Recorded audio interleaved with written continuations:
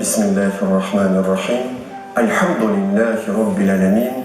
Вассалату вассаляму аля сайидина Мухаммад ва аля алихи ва асхабихи аджмаин. Курбан.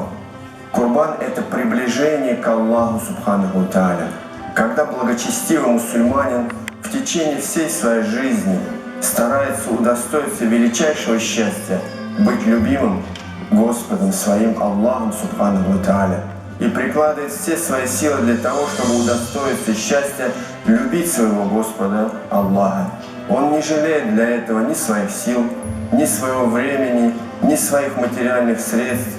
Он трудится в течение всей своей жизни, дабы обрести эту прекрасную любовь Аллаха Субханаху ва Тааля.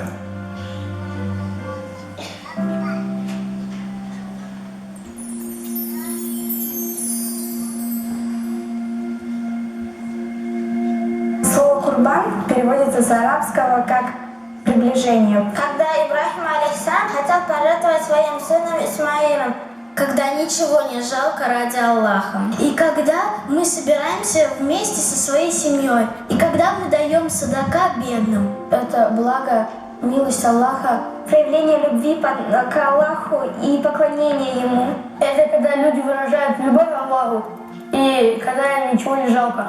Бедный, у которого даже не хватает денег на хлеб и воду, он становится вдруг сытым и наедается вдоволь. Курбан-байрам очищает не только имущество мусульман, но и сердца людей. Таким образом, Аллах испытывает людей имуществом.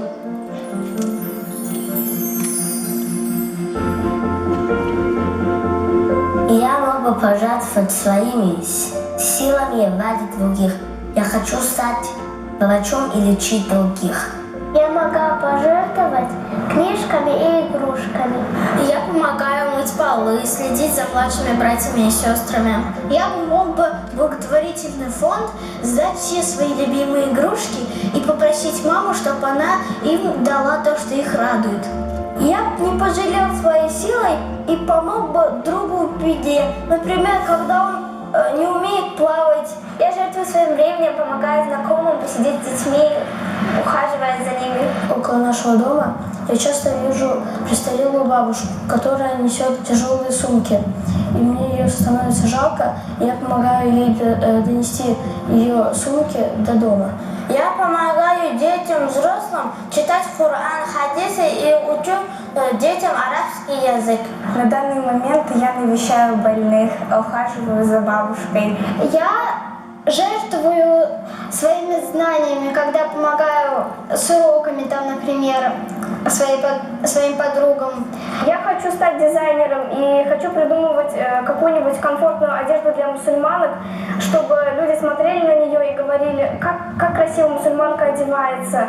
Я бы отдал бы все свои игрушки и детский дом. Пока я могу помочь только своими знаниями, но в дальнейшем, иншаллах, планирую учить детей религии, призывать людей к исламу и всячески помогать умме пророка Мухаммада, саллаллаху алейхи вассалям.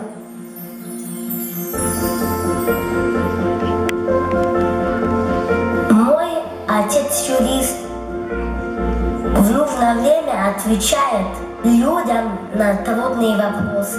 Моя мама пожертвовала своим здоровьем, родила нас 7. Мой папа парикмахер, он стрижет людей. Но когда приходит бедный, он делает это бесплатно. Мой дедушка пошел на войну, чтобы защитить родину.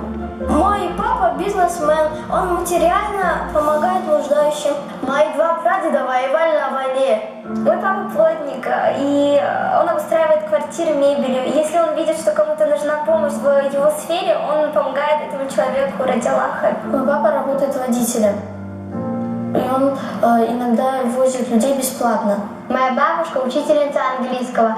Она учила в школе детей 40 лет. Мой прадед ради Аллаха служил на Великой Отечественной войне. Он хотел, чтобы мы жили под открытым, под спокойным небом. Он заслужил очень много медалей. Мой прапрадедушка, он воевал на войне, чтобы на родине было все спокойно. У меня с детства у мамы была привычка раздавать свою одежду. Даже если моя бабушка покупала ей новую одежду, она не могла смотреть и отдавала ее соседям. Мой папа